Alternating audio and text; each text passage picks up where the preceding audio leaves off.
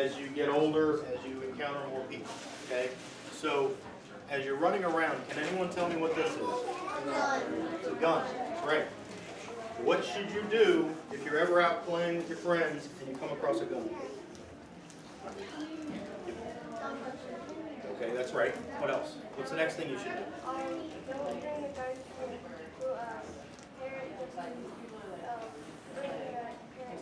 Did you say bring a gun to the parent? No. Correct.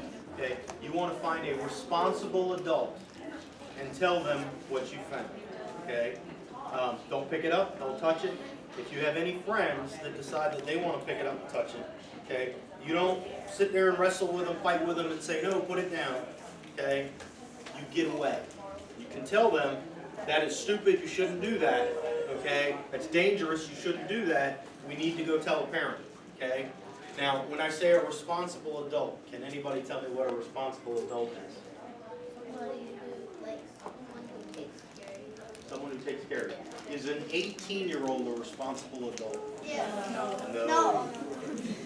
Is a high schooler a responsible adult? No. Okay? They are absolutely not. They are young, they still make mistakes. Okay? We want to find our parents or our friends' parents. If there's a police officer as you're going, you see the police car drive down the road, you wave them down, say, hey, we just found this gun over here. The police officer will go and help that. When you tell your parents about it, guns by themselves are not dangerous. It's when a hand gets on a gun that it becomes dangerous. Okay? So if you ever see a gun, don't pick it up. Go find a responsible adult. Okay? Everybody got that? So that's tip number one. Tip number two is if you're ever out and about, you're with your parents, say you're playing at a playground, and some strange person comes up to you and they say, hey, I've got a little puppy over here. You want to come see my dog? And they try to get you to walk away from the group. Or I have candy or anything like that. Okay? How should you respond? Okay, well, no is the correct attitude. But the correct response is to yell really loud. Help, bad man. Okay? Or woman if it's a woman. Help, bad man. Just yell it. Okay? If he's not a bad man, okay, he's going to be a little embarrassed. There's no question about it. But better safe than sorry. We want all the parents in the park to hear help, bad man. So that all the parents can start paying attention to who this person is, what they look like. Somebody can call the police. The police can come out and we can investigate and find out if this is a bad man. And if he is a bad man, catch him and get him away from the children. Okay?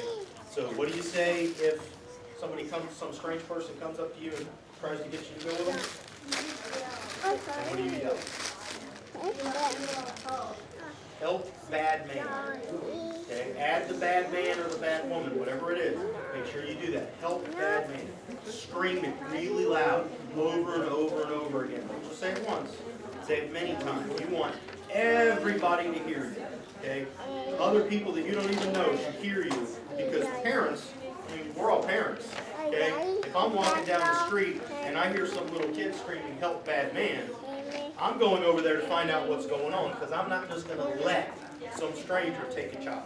Okay? Neither are the rest of these parents. Okay? That's kind of something, once you get kids, you'll understand that better, but you get very protective of other people's children. Okay? So, the third tip, and this is very important. A lot of times parents make the joke to their kids. You know, if you're out and about with your parents and you're misbehaving, okay? You're talking too much, or your parents said, come on, let's go, and you know, your attention span is off somewhere else, and you're not doing what you're supposed to do. Your parent says to you, go see a police officer, you better do what I'm telling you to do, or I'm going to make him take you. Okay? We would truly wish parents not to do that. Okay? You should never be afraid of the police. The police are here to help you. If you ever need help, come to me. Come to another police officer. Okay? They will help you. That is what we are here for.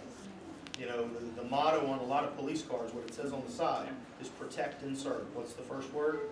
Protect. Okay, so we are here to help. Okay, police officers love children and dogs. Okay, that's what most people probably. Okay, but we're always here to help. So, you know, if your parents have ever said to you, you know, do what you're told or I'm going to make that police officer take you, they were teasing you. They were trying to get you to behave, which you should behave. You should respect and obey your parents. Okay, but you should never be afraid of us. We are here to help you.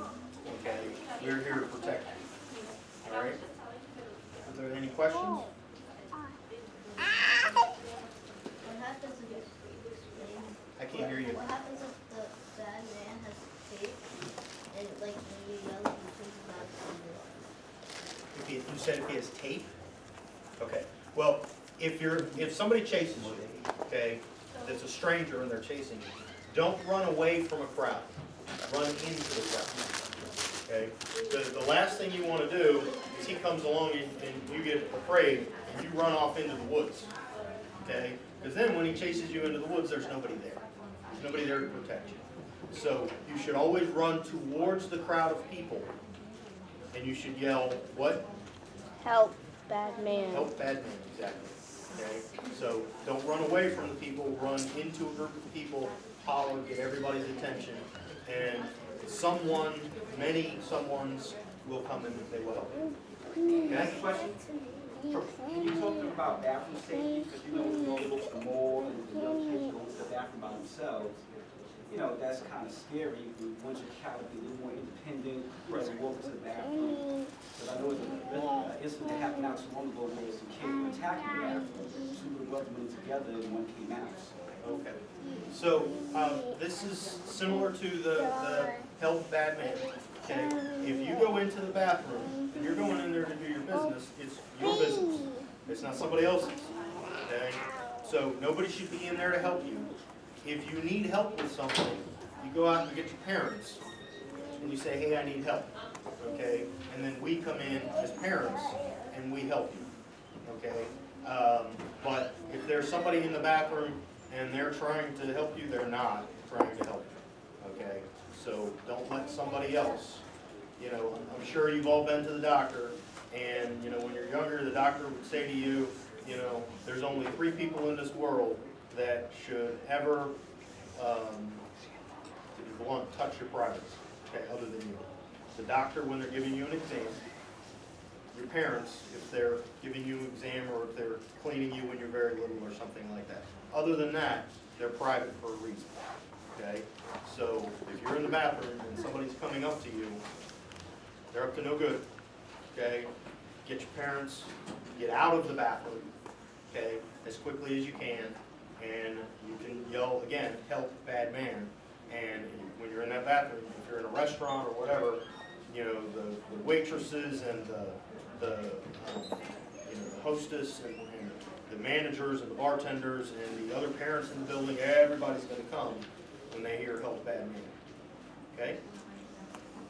Any other questions? Gotta tell you, I'm surprised because I'm standing here with all this stuff on. And I usually give these kind of speeches and all the kids want to know is what I'm wearing. What is in the pocket with the 2 straps? No, like on your belt. It's right here. These are my magazines. Extra bullets for my gun. Whoa. What's up, buddy? Like, usually when I go outside, I'm by myself with friends. Okay. But what would happen if somebody came up to you and they just came out of nowhere out of their car and they yanked you into their car and drove away? Well, if you're outside and you're playing with your friends and somebody gets out of the car and starts walking towards you and you don't know them, you should start hollering, help bad man, and you should run. Okay? Run to your house, run to your friend's house, okay? Run, bang on the front door, you know, help bad man, okay? This? This is my radio. So it goes up to here, I can talk into it, and then all the police officers around here will hear me. This is my lifeline. If I needed help, I could holler into this, and then all my buddies come running to help me. Do you have the camera, like a camera on your chest? I do not have a camera. I will have a camera in probably within the next 2 weeks. Our department has actually been one of the leaders in body cameras in the United States, and every person, the rank of sergeant or below, will have a body camera within the next 2 weeks. There's only, I think, 14 of us right now that don't have. On my squad alone, I've got 8 people on my squad, and we have 5 people with cameras already. Plus, most of our cars have cameras in them as well. As soon as I hit my emergency lights, the camera automatically comes on. So. Is there just another gun on your chest? Aha, I was waiting for someone to get to this. It's a stun gun. No, this is not a gun. It's a stun gun. This is a taser. The electricity. What did it do? What's that? What did they do? It is electricity. Doesn't kill you.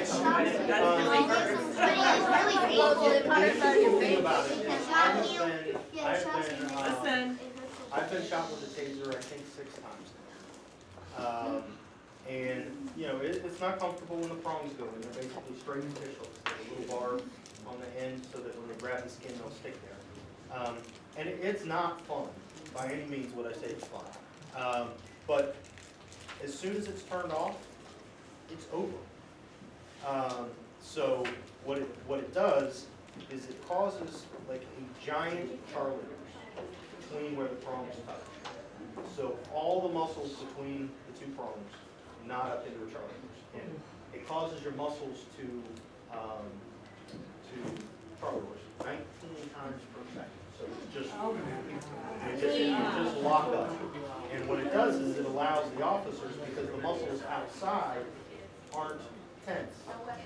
And so if we shoot it in the, say one prong hits the back of the leg and one prong hits the middle portion of the back, everything there will lock up, but the hands are free. And it allows us to bring the hands behind their back and handcuff them so that, when you're dealing with people, Laurel is a big issue PCP rate.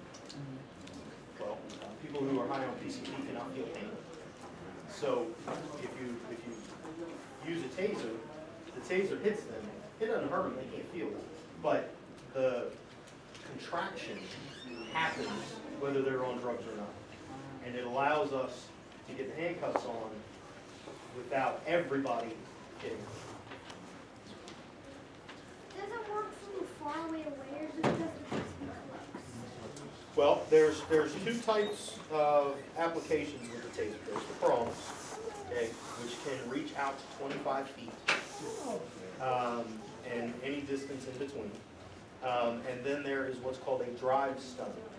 So when the prongs hit, okay, I could actually take the unit itself and touch the person with it, and that adds a 3rd spot to the connection, so that everything between the 3 spots would lock up. So, what's yours? Like, reach out or just Both. close? No, it does both. Reach out. 25 feet. Okay. Do you upgrade like every month or so? Upgrade, what do you mean? Like get more weapons? No. We don't use them up. So no, I've had this handgun for probably 10 years. I've shot thousands of rounds through it at the range. If you clean them and maintain them, they last a long, long, long time. And what's in that pack? What's in this? This is my phone.